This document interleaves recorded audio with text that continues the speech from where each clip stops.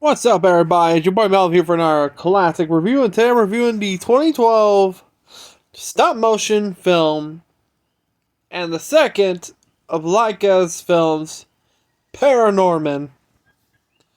And this was a quite interesting one because I will tell you about it because this is the second film made by Laika. This was this is from 2012, so 3 years after Coraline. But hey, damn, in the winning streak, huh?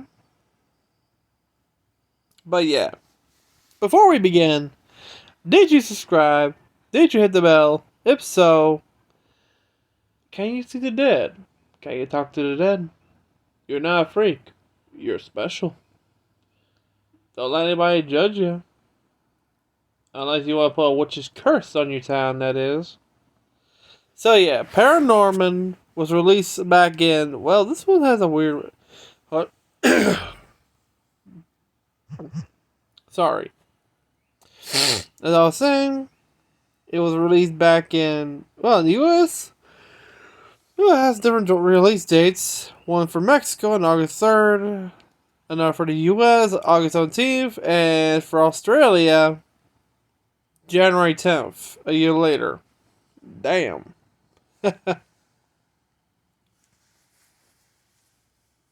But yeah. Paranorman...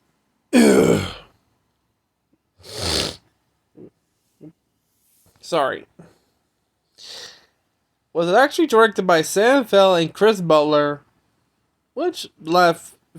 This is the latter feature's first directorial debut. And written by Butler. Produced by Laika. Which, of course, is the first stop-motion film to use 3D color printer to create the characters' faces. So that's actually pretty cool. And only the second to be shot in 3D. Which explains in the film, a boy named Norman Babcock, a young boy who can communicate with ghosts, is given the task of ending a 300-year-old witch's curse in his Massachusetts town. When I first saw this film, it's actually the trailer. They used the theme from Beetlejuice. You like dun dun dun dun dun dun dun dun dun dun dun dun. Daylight come when we wanna go. Dun dun dun dun dun dun dun dun dun dun dun dun dun dun dun dun dun. Yeah, the opening theme from Beetlejuice. I was like, wait, is Tim Burton directing this? Because this is a Tim Burton from a Tim Burton film. I was like, wow. That's how I realized, no. I was like, ooh boy. But yeah, that was actually a good hype, though.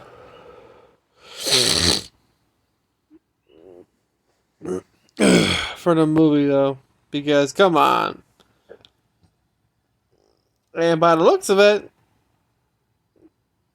the movie was a success, and in the box office it made $107.1 million with a budget of $60 million. Nice. With a running time of 92 minutes. Okay. So the idea of Paranorman came from Butler, who thought making such a movie for kids could help express the challenges kids face growing up. After realizing zombies films also contain a degree of social commentary, producers... Well, production of the stop-motion animation feature took place at Laika Studios in Hillsboro, Oregon, 3 years later, with the animating stage of production lasting about 2 years and beginning in late 2009. So yeah, I was right, because this started after when they already finished Coraline back then, back in August, I think.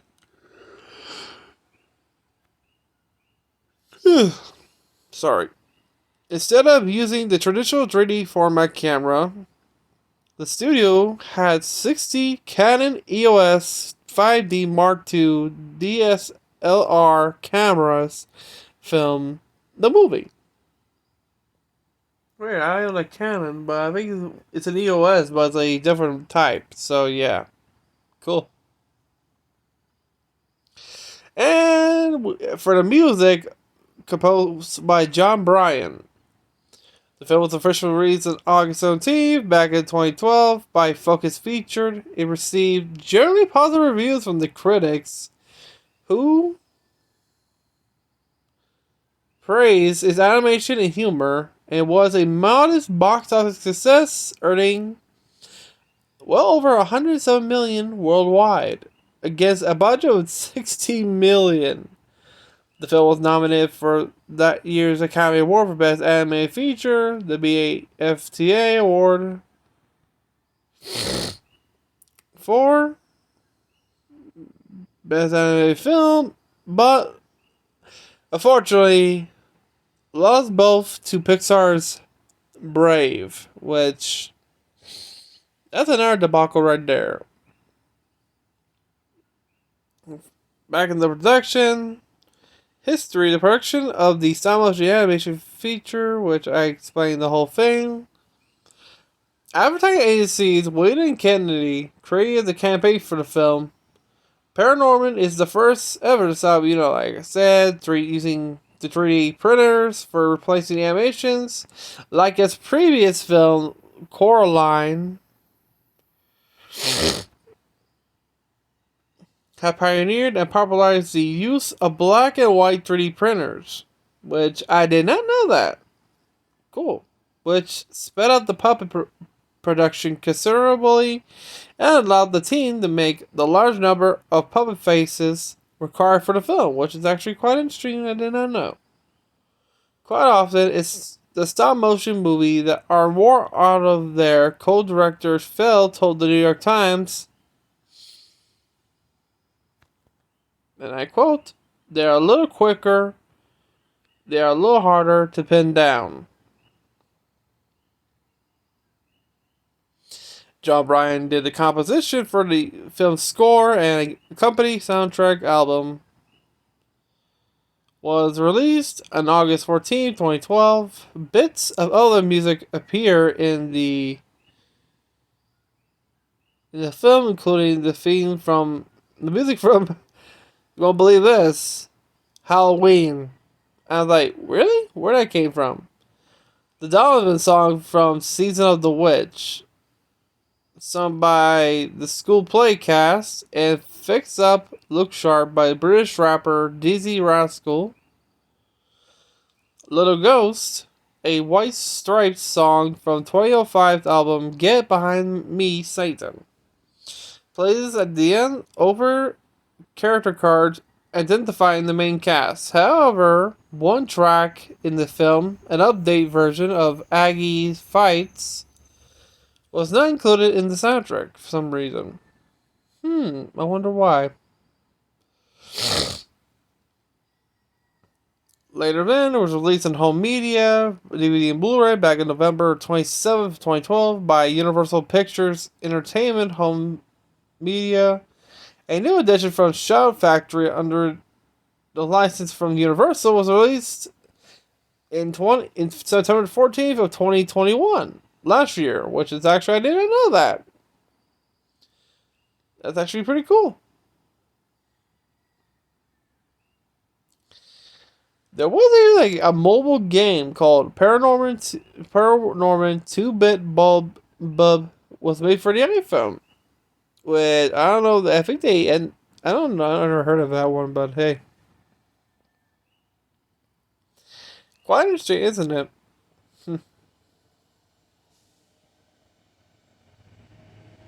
Damn. And yeah, but the cast, it was actually pretty cool. We had Cody Smith McPhee voicing Norman, Joda Furlan as Agatha Aggie, who was actually who played the ghost of the 11-year girl back in the 1700s, who was accused of witchcraft and the one who put the famed curse on the town. We have Berta Hill as Judge Hopkins, the deceased judge who accused and punished Aggie for witchcraft and is the one of the leader of the cursed zombies. Which, yeah, you reap what you sow. And we also have Tucker Albritzi as Neil Doan, Norman's 10-year-old overweight best friend. Yeah. We have Anna Kendrick, Courtney Babcock, Norman's 17-year-old sister, and who is also a cheerleader. No shit. We got more people coming in because this is a whole cast. So we have Christopher McPlease as Alvin, a 15-year-old school bully, which of course who's hitting on his sister, which we already saw the first ever stop motion ass grab scene. Literally. You don't know where it is? Check with the Angry Mob. You'll actually see it. You won't miss it. What else we have? Casey Affleck as Mitch Down, Neil's 20-year-old brother, and a jock who is a target of courtly affection until you realize he's gay, making him the first openly gay character in an animated film. Neat. Oh, we have John Goodman as Mr. Prendergast, Sandra's uncle, Courtney and Norman's great uncle in the town's local eccentric, which I did not know that he was playing that guy. We'll have Ellen Stritch as Grandma Bobcock, the ghost of Courtney and Norman's deceased grandma, and also who actually cares about for Norman. Of course, we have Sandra Babcock, Norman's mother, and we also have the sheriff, but voiced by Tim Tibedos. Wow, that's a lot.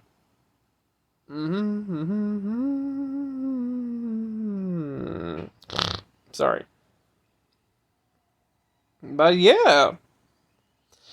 I like the plot of the movie. For me, the scene that I liked more was mostly with the history. Like, okay, it's with the scene with the graveyard where you have Norman trying to read the sacred words, which it was actually a fairy tale, which is actually pretty funny.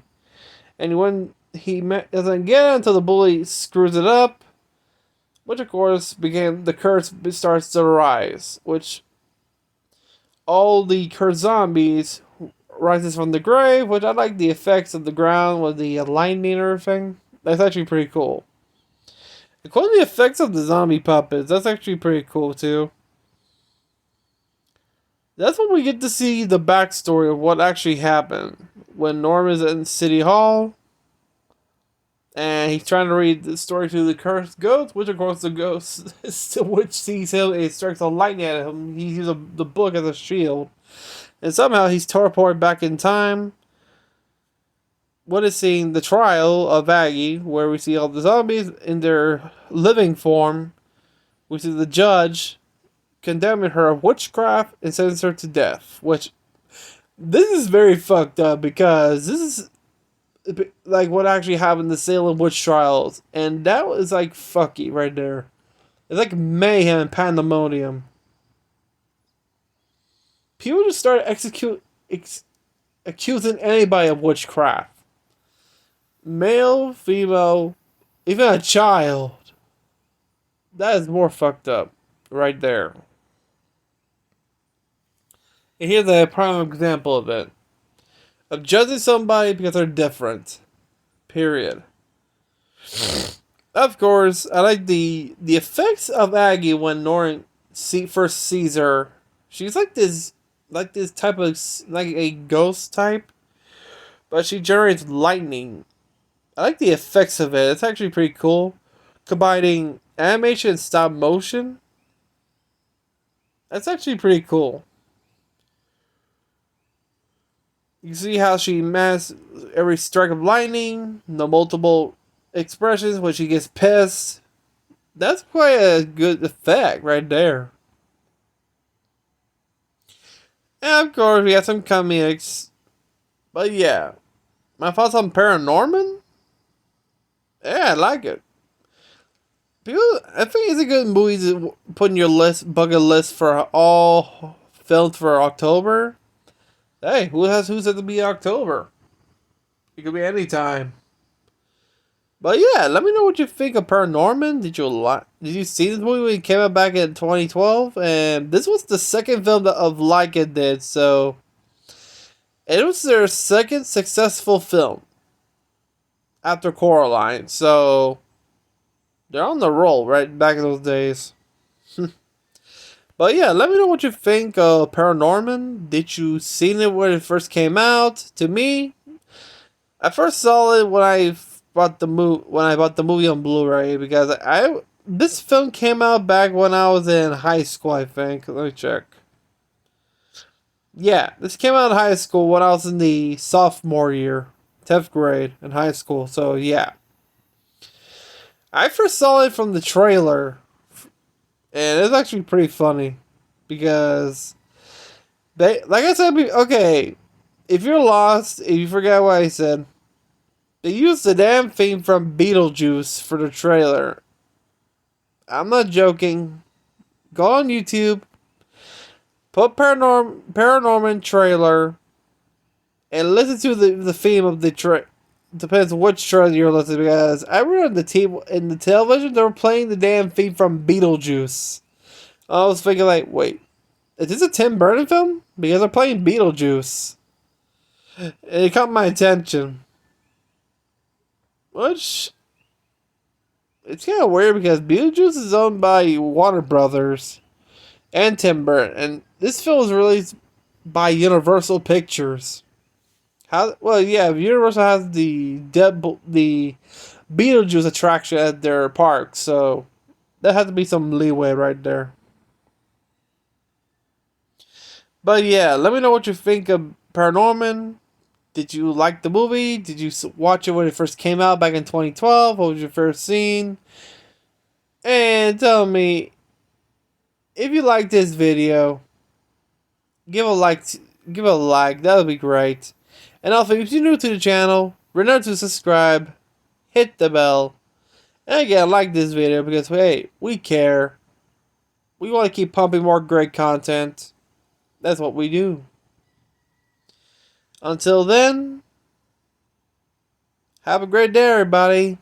See you next time on the next review.